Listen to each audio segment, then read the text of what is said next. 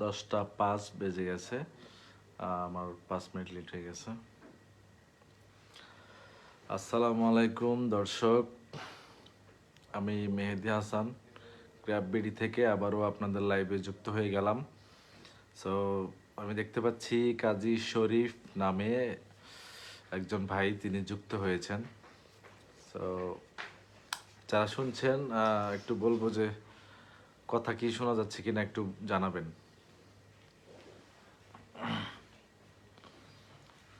হ্যাঁ, আচ্ছা, MD Mosharraf Hossain is watching. Okay, আজকের আলোচনার বিষয় হচ্ছে আমাদেরকে যে শ্রম সংস্কার কমিশন ওই দিন হচ্ছে আপনার ওরা বলছিল যে খুব জোর সুপারিশ করবে সেই বিষয়টা নিয়ে।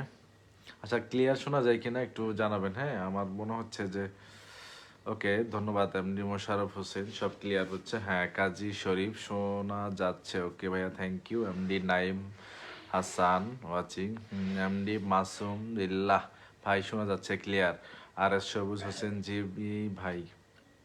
ওকে ভাই, যারাই যুক্ত হয়েছেন সবাইকে ধন্যবাদ লাইভে যুক্ত হওয়ার জন্য। আর ভিডিওটি প্লিজ শেয়ার করে দিবেন। আমাদের যেই স্বাধীনতা আউটসোর্সিং কর্মচারী কল্যাণ পরিষদের যেই গ্রুপটি আছে ওই গ্রুপটি অবশ্যই শেয়ার করে দিবেন। তো আলোচনা শুরু করি। আজকে আলোচনার বিষয়টা হচ্ছে, দেখুন, শ্রম সংস্কার কমিশনের সাথে যেই বৈঠক সভা হয়েছে, সেই আমাদের প্রতিনিধি কমিটির যে প্রতিনিধি যারা আছেন সবাই কিন্তু গিয়েছিলেন। সো তারা কিন্তু বলেছেন, আমি সেখানে একটা বিষয় আমি আপনাদেরকে বলি। আদনান ভাই কোথায় আসছে কিনা আমি জানি না, আদনান ভাইকে মিস করছি। উনি কিন্তু এই বিষয়টা উপস্থাপন করেছেন যে অন্তত পক্ষে এই কার্যক্রম চলাকালীন সময়ে আমাদের যাতে কোনো আউটসোর্সিং ভাই বোনেরা চাকরিচ্যুত না হয় এই বিষয়টা একটু জোর দিয়ে তাদেরকে দেখার জন্য। সো ওনারা কিন্তু আশ্বাস দিয়েছিলেন যে ওনারা দেখবেন বিষয়টা এবং সুপারিশ করবেন। সো আমরা কিন্তু সেরকমভাবে কোনো কিছুই পাইনি, সেরকম আশ্বাসটাও পাইনি। বলছে এটা নিয়ে ওনারা দেখবেন এবং 2-3 দিনের ভিতরেই একটা খসড়া আর কি ঘোষণা করবে।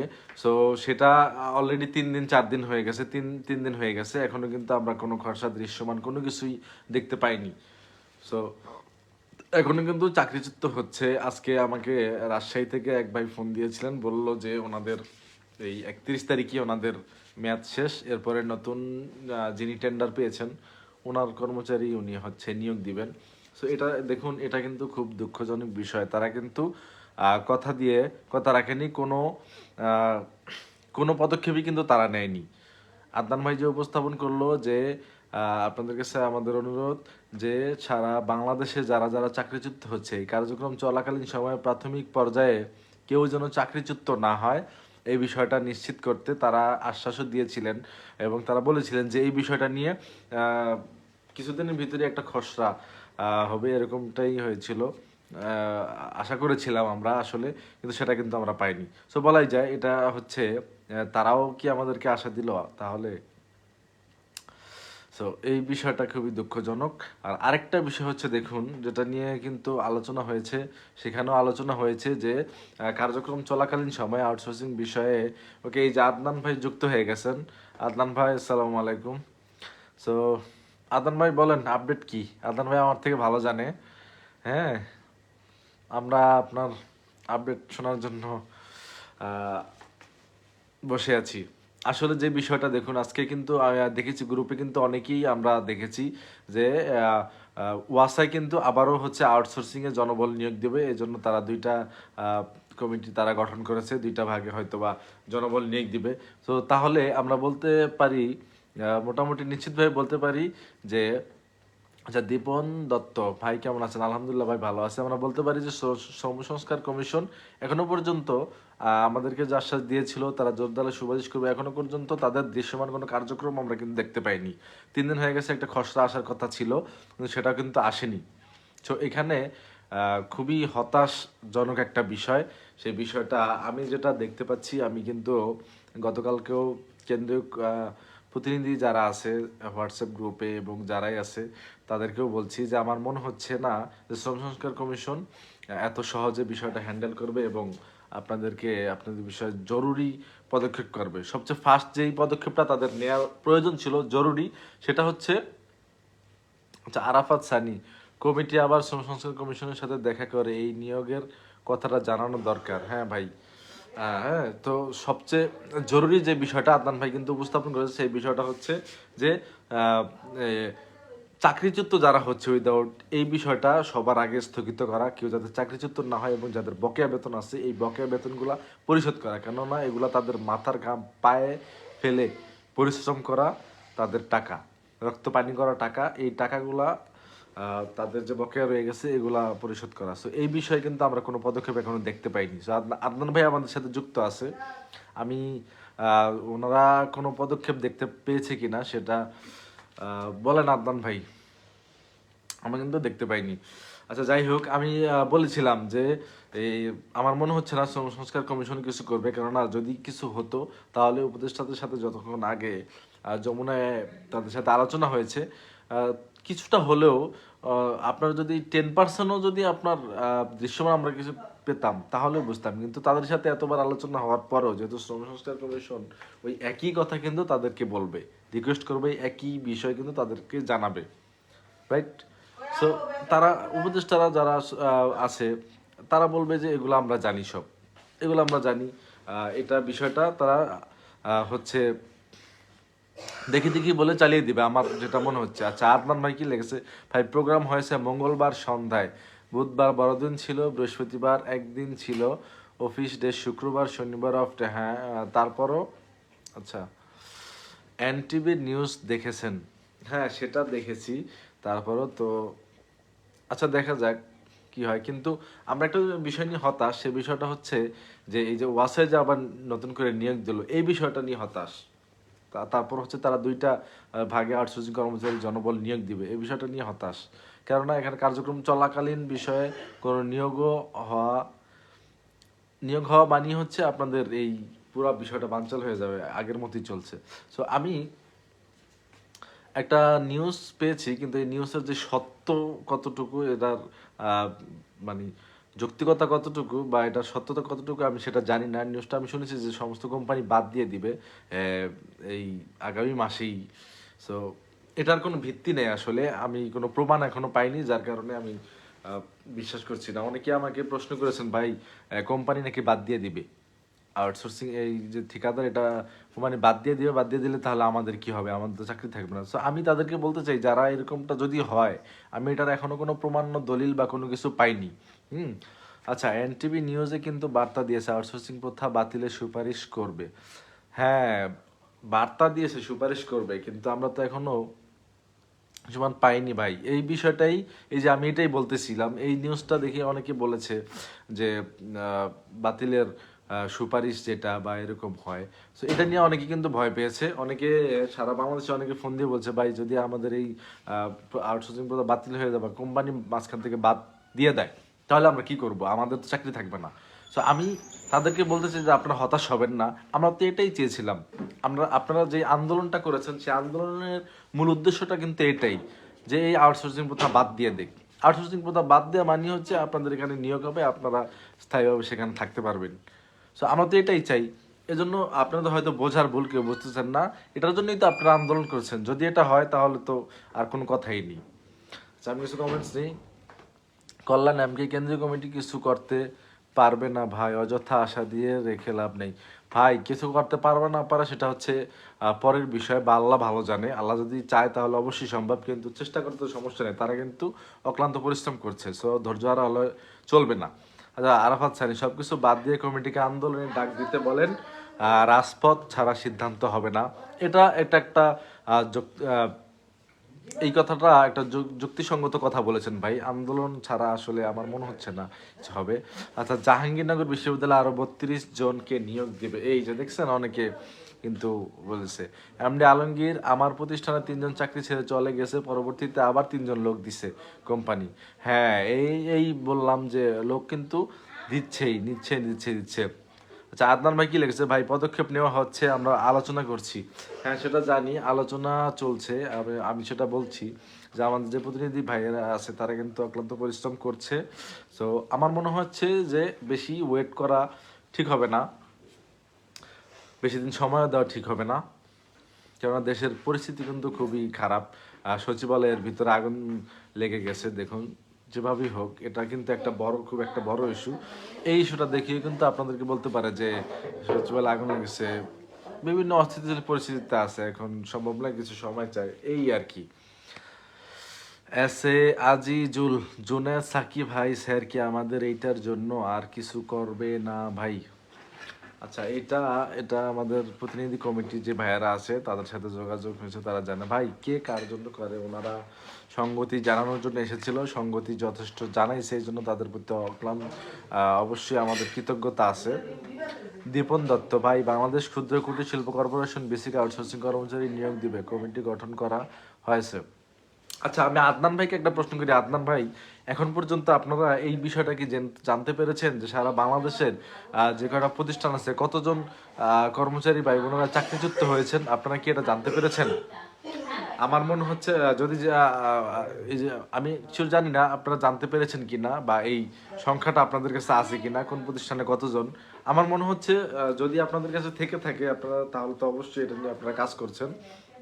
তো আমার মনে হচ্ছে যদি না থেকে থাকে, তাহলে সারা বাংলাদেশের প্রত্যেকটা প্রতিষ্ঠানে এখন পর্যন্ত কতজন কর্মচারী চাকরিচ্যুত হয়েছেন এটার একটা লিস্ট অবশ্যই থাকা দরকার, এবং এই লিস্টটা অবশ্যই শ্রম সংস্কার কমিশনের সাথে হোক, রাষ্ট্রপক্ষের যেখানেই হোক, এই লিস্টটা দিয়ে তাদের সাথে শো করা দরকার, এবং তাদেরকে বলার প্রয়োজন যে আমার সারা বাংলাদেশে এই প্রতিষ্ঠানে এতজন, ওই প্রতিষ্ঠানে অতজন কর্মচারী ভাই বোনেরা তারা চাকরিচ্যুত হয়েছে, তাদের এই চাকরির পুনর্বহাল করতে হবে, বা তাদের ব্যবস্থাটা কি হবে, এটার অবশ্যই একটা কিছু হওয়া দরকার।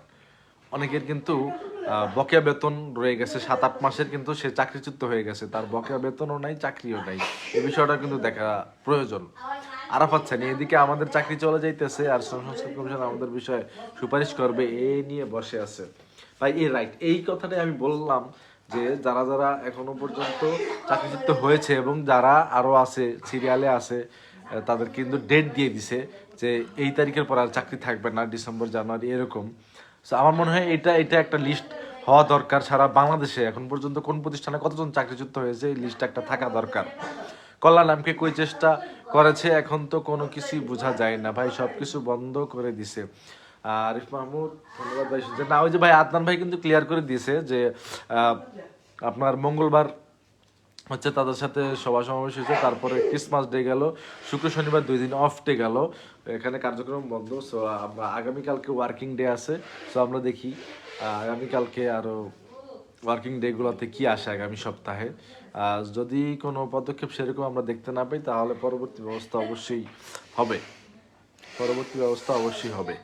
আর আমি রিকোয়েস্ট করবো আদনান ভাইকে, আমি জিজ্ঞেস করছি আদনান ভাই জানি না লাইভটা কি আছে, উনি কি সংযুক্ত আছে নাকি চলে গেছে, আপনি প্লিজ একটু আমাকে জানান যে এই লিস্ট কি আছে কি না, সারা বাংলাদেশে এখনো যারা যারা চাকরিচ্যুত হয়েছে এটা লিস্ট কি আপনাদের কাছে আছে কি না। আচ্ছা, কাজী শরীফ, রফিক ভাই বলেছে ঠিকাদার বাদ দেওয়ার জন্য অনুরোধ করেছেন, কিন্তু কাজ হচ্ছে না, সুতরাং আন্দোলন ছাড়া কোনো গতি নেই। রাইট, ঠিকাদার বাদ না দিলে,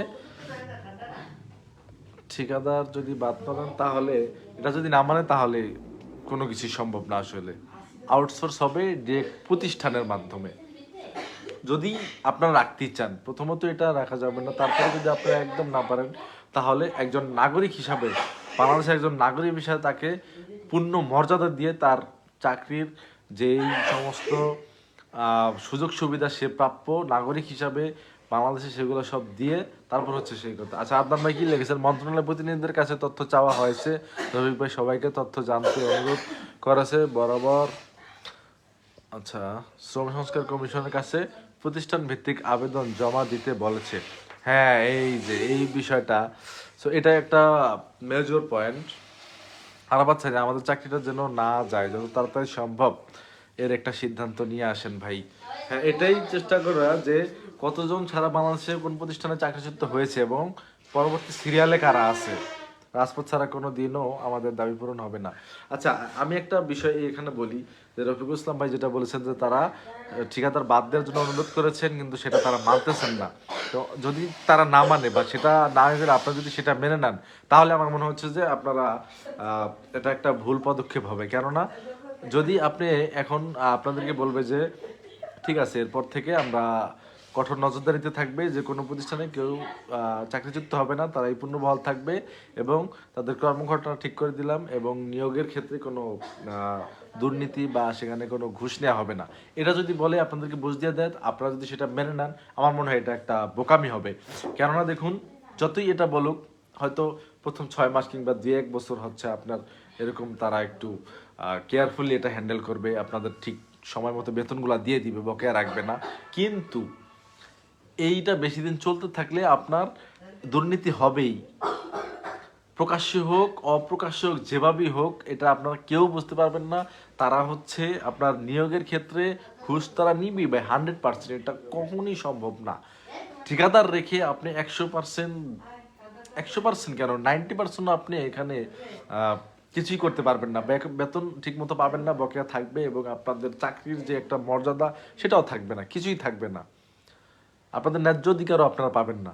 এই বিষয়টা একটা মেজর পয়েন্ট আমার মনে হয়। যদি এটা আপনারা মেনে নেন, যদি বলে যে ঠিক আছে আমরা সব কিছু সংস্কার করে দিলাম কিন্তু ঠিকাদার থাকবে, এটা যদি আপনারা মেনে নেন তাহলে একটা বোকামি হবে। আমি আপনাদেরকে বলতে চাই যে আউটসোর্সিং যদি করতেই হয়, সমস্ত সুযোগ সুবিধা একজন কর্মচারীর কি কি সুযোগ সুবিধা প্রয়োজন, একজন কর্মচারী কি কি সুযোগ সুবিধা প্রয়োজন সেটা আমি আপনাকে বলি। প্রথম হচ্ছে, একজন কর্মচারীর বর্তমান বাজার দর অনুযায়ী সে যে ন্যূনতম ডাল ভাত খেয়ে বেঁচে থাকতে পারে সেরকম একটা স্যালারি ফিক্সড করতে হবে। তারপর হচ্ছে তার কর্মঘণ্টা ঠিক থাকতে হবে, 8 ঘন্টার বাইরে 1 সেকেন্ডও না, কর্মঘণ্টা ঠিক থাকতে হবে। কর্মঘণ্টার অতিরিক্ত সময় কাজ করালে অবশ্যই তাকে ওভার টাইম দিতে হবে। এবং লাঞ্চ ভাতা আছে, প্রাইভেট সেক্টর হয়তো হয়তো অনেক সেক্টরে আছে, লাঞ্চ ভাতা নাই, সেটা আমি সেদিকে গেলাম না। সেটা হচ্ছে তারা যদি দেয় সেটা হচ্ছে আপনাদের একটা বোনাস, কিন্তু 2 ঈদে বোনাস এবং একটা উৎসব ভাতা বা বৈশাখী ভাতা যে কোনো এটা একটা থাকতেই হবে। আরেকটা বিষয় হচ্ছে আপনাদের স্যালারি, এটা প্রতি বছর বছর যদি 500 টাকাও করেও বাড়ে, তাহলে আপনি 10 বছর চাকরি করলে আপনি দেখুন একটা পর্যায়ে গিয়ে আপনি স্ট্যান্ডার্ডে গিয়ে দাঁড়াবেন। 10 বছর পর যদি আপনি তাহলে আপনি, আমি আপনাকে একটা বিষয় আমি আজকে ক্লিয়ার করি। আপনি একটা প্রতিষ্ঠানে কাজ করছেন 10 বছর, 10 বছরে সাপোজ আপনি 20,000 টাকা বেতন পাচ্ছেন, 10 বছর ধরে আপনি কাজ করছেন। আজকে একটা ছেলে নিয়োগপ্রাপ্ত হলো, তার বেতন 10,000, 20,000 টাকা। হ্যাঁ, তাহলে আপনি যে 20 বছর ধরে প্রতিষ্ঠানের কাজ করছেন, আপনার কাজের কোনো মূল্য আছে? আপনার অবশ্যই তার থেকে, অবশ্যই আপনার প্রত্যেক প্রতিষ্ঠানে আপনি দেখেন সরকারি বেসরকারি হোক, তার থেকে অবশ্যই আপনার স্যালারি বেশি থাকা উচিত, দরকার। কারণ আপনি 20 বছর, 10 বছর যাবৎ শ্রম দিচ্ছেন এই প্রতিষ্ঠানে, সে আজকে ঢুকেই আপনার সমান মর্যাদা পেলো, এটা হলো, এটা অবশ্যই বৈষম্য। আপনি যদি 10 বছর যদি প্রতি মাসে আপনার 500 টাকা করেও যদি ইনক্রিমেন্ট দিত, বাৎসরিক যে ইনক্রিমেন্ট, তাহলে আপনি 20,000 টাকার সাথে আরো 5,000 টাকা যোগ হতো। তো সেখানে আপনার স্যালারি 25,000 দাঁড়াতো, যে আজকে নিয়োগপ্রাপ্ত হলো তার 20,000। তাহলে ঠিক আছে, আপনার সিনিয়র হিসাবে অবশ্যই আপনার সিনিয়রিটি সেই মর্যাদা আপনার দিতে হবে। যদি সেটা না হয় তাহলে আপনি 10 বছর যাবৎ প্রতিষ্ঠানে কর্ম করছেন, আপনার কোনো দাম রইল না। নতুন যে আজকে নিয়োগপ্রাপ্ত হয়েছে সে একই স্যালারি পাচ্ছে, এটা তো হতে পারে না, কখনই নেই। এবং এটা আপনি দেখুন কোথাও নেই, আপনি প্রাইভেট সেক্টরে যান, সরকারি সেক্টরে যান, স্বায়ত্তশাসিত প্রতিষ্ঠান যান, কোথাও এটা কিন্তু নেই। যারা 20 বছর যাবৎ, অনেক বহু বছর যাবৎ চাকরি করছেন, তাদের বেতন এক নয়। আমি এটাই বলতে চাই, এই বিষয়টা কিন্তু মাথায় রাখতে হবে প্রতি বছর বছর। তাহলে কি হলো, আমি বলতে চাই যে পূর্ণ মর্যাদাটা হচ্ছে কি, যদি আপনারা যদি আউটসোর্সিং বন্ধ করতে না পারেন, তাহলে ঠিকাদার বাদ দিয়ে, আউটসোর্স যদি করতে হয় ঠিকাদার বাদ দিয়ে ডিরেক্ট প্রতিষ্ঠান থেকে ডিরেক্ট প্রতিষ্ঠান থেকে আউটসোর্সিং করবেন, সেটা মাথায় রেখে এবং পূর্ণ মর্যাদা দিয়ে। সে মর্যাদা কি, একজন কর্মচারীর তার হচ্ছে বর্তমান বাজার দর অনুযায়ী স্যালারি দিতে হবে, কর্মঘণ্টা নিশ্চিত করতে হবে 8 ঘন্টা, 8 ঘন্টার বেশি নয়। তারপর হচ্ছে 8 ঘন্টার বেশি অতিরিক্ত কাজের জন্য ওভারটাইম দিতে হবে, বাৎসরিক ইনক্রিমেন্ট দিতে হবে। তারপর হচ্ছে আপনার 2 ঈদে অবশ্যই 2 বোনাস এবং একটা উৎসব ভাতা অবশ্যই দিতে হবে। এই বিষয়টা যদি আপনারা একটু তুলে ধরেন এবং এই ঠিকাদার যদি মাঝখান দিয়ে বাদ দিয়ে দেন, তাহলে এইরকম সংস্কার হলে তাহলে মোটামুটি একটা স্ট্যান্ডার্ডে আসে, আপনারা আমার মনে হয় সেটা নিতে পারেন, আমার মনে হয় সেটা নেওয়া যেতে পারে। কিন্তু এর বাইরে যদি বলে যে না ঠিকাদার বাদ দেওয়া যাবে না, তাহলে হবে না, তাহলে ওই যেই লাউ সেই কদু। হুম। আচ্ছা, আদনান ভাই কি লিখেছেন, আলোচনা এবং আন্দোলন ছাড়া দাবি বাস্তবায়ন হবে না ভাই, আন্দোলন করতে হলে আমাদের শতভাগ কর্মচারী উপস্থিত জরুরি। আহ, আমাদের শতভাগ কর্মচারী উপস্থিত জরুরি, আমরা কি শতভাগ না হোক 10% কর্মচারী অংশ নেই? এইটা একটা মেজর পয়েন্ট আদনান ভাই, রাইট কথা বলেছেন। 10%, আমি তো দেখি যে 5% যারা আছেন 5% কর্মচারী আপনারা যুক্ত হন না, 5% যুক্ত হন না। লাস্ট যে আন্দোলনটা আপনারা করেছেন শাহবাগে, সেটা আমার মনে হয় যে 5% আপনারা যুক্ত হন নাই। তাহলে যারা যারা যারা বলেন যে ভাই আন্দোলন ডাক দেন, ডাক দিয়ে কী লাভ? শুধু শুধু রাস্তা ব্লক করবেন, আপনারা এটা নিয়ে নিউজ হবে, এরপর আবার আপনারা দাঁড়াতেই পারবেন না, প্রশাসন দিয়ে আপনাদেরকে বন্ধ করার চেষ্টা করবে। সো আমি এই বিষয়টা বলতে চাই, যারা আন্দোলন করতে চান সারা বাংলাদেশের প্রত্যেকটা প্রতিষ্ঠানে কর্মচারীদের সংযুক্ত থাকতে হবে 100%। সেখানে নিশ্চিত করতে হবে যে এই আন্দোলন হবে একদম ফেল করা যাবে না, এই আন্দোলন দিয়ে আপনার দাবি বাস্তবায়ন করে তারপর উঠতে হবে, তাহলে ঠিক আছে। আচ্ছা, আয়নাল হক আপনি ঠিক বলছেন ভাই। হ্যাঁ ভাই, আর রাকিবুল ইসলাম ভাই, আমরা ময়মনসিংহ জেলা তারাকান্দা উপজেলা স্বাস্থ্য কমপ্লেক্স, আমাদের 14 জন, আমাদের চাকরি নেই। এই যে চাকরি নেই, এই বিষয়টা আমি বললাম যে এই বিষয়টা আমি মেনেই নিতে পারছি না কিছুতেই। আমি যতবারই এই বিষয়টা আমার মাথায় আসে আমি হতাশ হয়ে যাই। আসলে এটা এটা কাম্য না। হ্যাঁ, তো যাই হোক, অনেকক্ষণ হয়ে গেলো, আমি লাইভটা শেষ করব।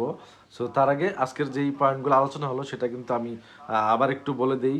প্রথম হচ্ছে যে আমাদেরকে সারা বাংলাদেশের যারা চাকরিচ্যুত হচ্ছে তাদের চাকরিচ্যুত যাতে না হয়, এটা একটা খসড়া প্রকাশ হবে, এটা হচ্ছে প্রথম পয়েন্ট। তারপর সেকেন্ড পয়েন্ট হচ্ছে রফিকুল ইসলাম ভাই যেটা বললো যে তারা ঠিকাদার বাদ দিতে চাচ্ছে না, এই বিষয়টা মেনে নেওয়া যাবে না। এটা যদি তারা বাদ না দেয় তাহলে অবশ্যই আন্দোলনের ডাক দিতে হবে, সেটা যেভাবেই হোক, এই বিষয়টা মেনে নেওয়া যাবে না। আর যদি রাজস্ব খাতে স্থানান্তর করতে না পারে, আউটসোর্সিং করতেই হয়, তাহলে আমি বলছি পূর্ণ মর্যাদা দিয়ে একজন কর্মচারীকে যেই দাবিগুলো বললাম, তার স্যালারি, শ্রম ঘন্টা, বোনাস, বাৎসরিক বোনাস, ইনক্রিমেন্ট, উৎসব ভাতা, এগুলো সব দিয়ে পূর্ণ মর্যাদা তাকে দিয়ে, তার যে নিয়োগপত্র দিয়ে, তার পদবি দিয়ে, পূর্ণ মর্যাদা দিয়ে তারপর হচ্ছে আপনার কোম্পানি থেকে যদি আউটসোর্স করেন, যদি এরকমটা হয় আমার মনে হয় সেটা মেনে নেওয়া যেতে পারে, তাহলে আপনার মোটামুটি ঠিক আছে। তাছাড়া তাছাড়া মেনে নেওয়া যাবে না। আউটসোর্স যদি রাখতে হয় তাহলে ওই ডিরেক্ট প্রতিষ্ঠানের সাথে করতে হবে, থার্ড পার্টি এখানে থাকতে পারবে না, কোনো দালাল থাকতে পারবে না। আর আরেকটা হচ্ছে ওই 18 সালে যে নীতিমালা, 2018 সালে যে আউটসোর্সিং নীতিমালা, ওই নীতিমালা বাদ দিতে হবে, এটা একটা পয়েন্ট মাথায় রাখবেন। এই নীতিমালা সব বাদ দিয়ে তারপর যদি একটা প্রজ্ঞাপন জারি হয় তাহলে আমার মনে হয় যে খারাপ হবে না।